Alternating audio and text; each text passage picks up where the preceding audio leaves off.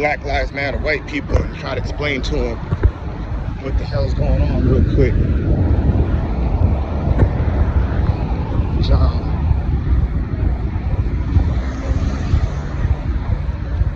There's nice signs there. Black Lives Matter. Well, obviously I'm black.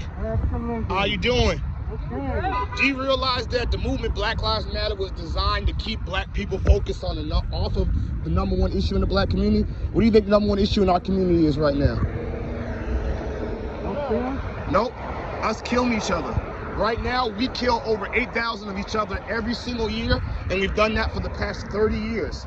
So when they have this movement that's blaming you as a white person or blaming white police for the problems in the black community, they're really created this so that we don't focus on the issue. They want us to keep killing each other. There are some people that really have an issue with the black culture, and they're using you. And I understand, I appreciate you guys being here, but you don't have to do this. Just because you're white, you don't owe black people anything. You don't have to prove to me that, or anyone, that you're not racist. But what we need is people like you guys to go with us into the hood and tell the drug dealers and tell the killers and the people that's killing our kids and destroying our community to stop. We don't need to talk about white people. We don't need to talk about police, because police only killed 9 black people in 2019. And every single one of those black people that got killed were criminals. Every one of those people that got killed were people who destroyed our community.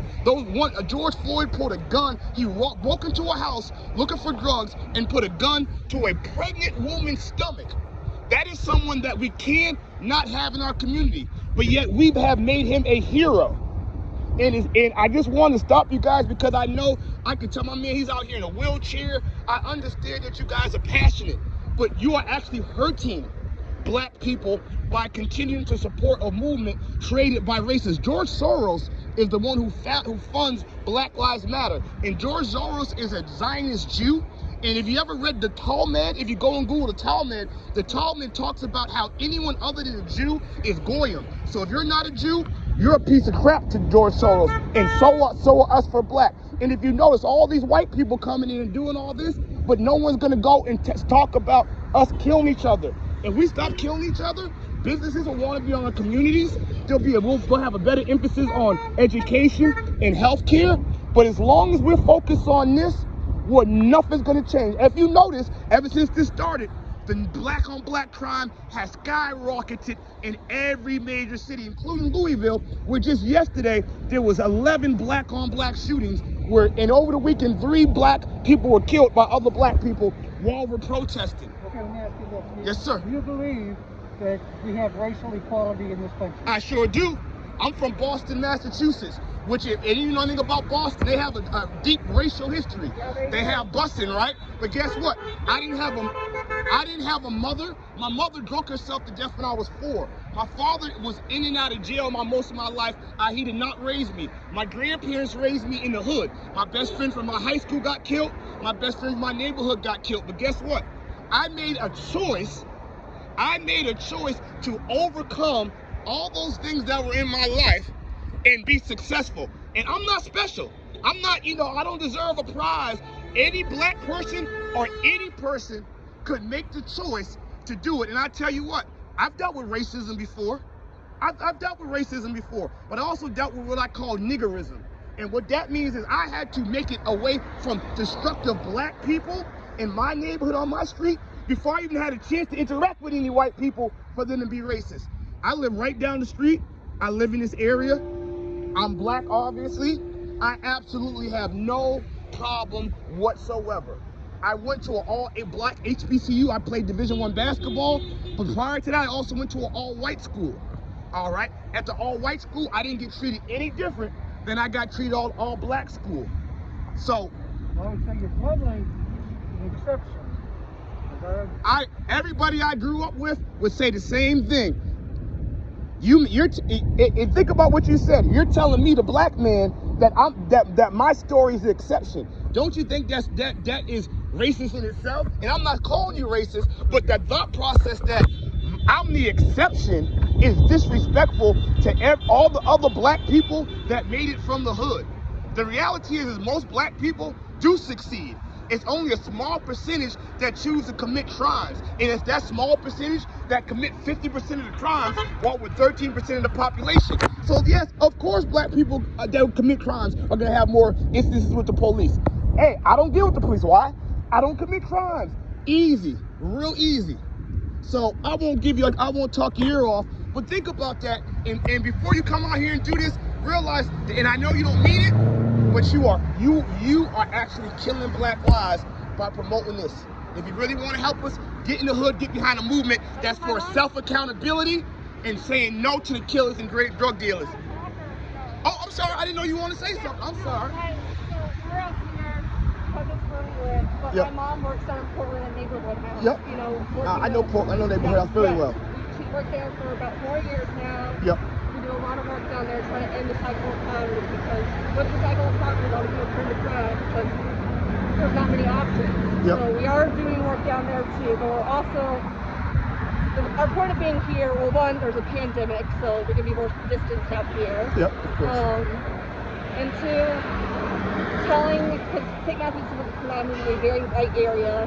Lots of times there's a lot of, oh, that's just a Western problem. That's not, you know, saying like, you gotta pay attention. Like, you can't just ignore other people's problems because it doesn't have, so that's why we're here. I understand. Kind of, now it's funny, so I used to work at a place called Love City in Portland.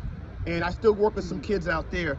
And the crazy thing about Portland is the majority of the poverty is white people. So we talk about white privilege. Where's the white privilege for Portland? Where's the white supremacy for Portland? It's not there. So white supremacy exists. It can't be where you want it to exist. It got to be everywhere. And if white supremacy and white privilege existed, there would be no Portland. There would be no places like, oh, I can't forget the name of the city. It's all way out in western Kentucky, which a white community is the poorest city in the state of Kentucky.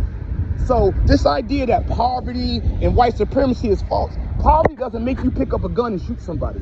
Poverty doesn't make you rob and steal and break into people's houses. You know what that does? Evil in your heart does that. And the only answer for that is Jesus Christ. And if we focused on changing on the inside instead of doing this, because all we're doing right now is, you evil person, you. But then we go and kill each other. And God is disgusted. It's hypocrisy at its finest for Black Lives Matter to focus on a 1% thing. I mean, let's put it like this. If it was called police brutality, I can get behind that, because guess what? Police will brutalize me. They'll brutalize you. If you get the wrong one, they'll brutalize this. A bad cop's gonna be a bad cop. And and we know that. And I can get behind that. But it is not a racial thing. And if anything, blacks bring these situations with the police on themselves. And here's the kicker. If let's say St. Matthew's police pull me over right now, right? And let's say they pulled over another black guy. They pulled over 5 black people today. And every black person they pulled over today had gun and drugs in their car. And when they pull me over the 6th time, what do you think they're gonna think? Is it because they're racist? Or it's because 5 other black people created a stereotype through their actions that now, for me, who doesn't sell drugs or do anything, now I'm gonna be looked at in a certain way because of those other people. I'm not gonna blame the police for, I'm a human being. If I was police and I pulled over 5 white people and they all had drugs and guns, chances are the next white person I pull over, I'm gonna be thinking they got drugs and guns too. Why? That's human nature. But we need to hold the people who do wrong accountable and stop. I mean, Breonna Taylor, I speak to people in the hood. She was involved with the drug trade. It's a horrible situation that happened. If you want, maybe you shouldn't have a no-knock warrant, but that's to protect not only the people in the house, but a police officer almost got killed busting in somebody's house without knocking. So I agree the no-knock warrant has to go, but we need to tell our young people, hey, when you get involved with drugs, you get involved with legal activity, there's so many negative consequences that can come. Their boyfriend that started shooting, they probably thought it was another black person breaking into their house to rob them for their money and thinking that there was drugs there. And that's why he started shooting. I'm sure he had no idea it was the police. And if you start shooting at the police, what are the police gonna do? They're gonna shoot back. And sadly, Breonna Taylor loses her life. But then we got these NFAC people talking about they're gonna burn down the city if they don't get charges for the police. They're never gonna charge the police because no crime occurred. It's an unfortunate situation, and it could be a teachable moment for our people, but we're just losing it, and we're just losing it. That's what a lot of neighborhood neighborhood watch is trying to do is like start with the young I'm gonna give you a kids. call. Yeah, I'm gonna say, I'm gonna get out. It's not important. Hey, thank you guys for your time. Hey, thank you for your heart.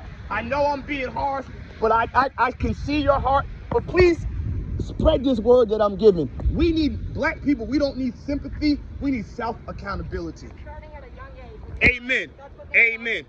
Trying to give it to you. Amen. Keep up your good work. Next time I'm Portland, I'll stop by the neighborhood house. You guys be blessed.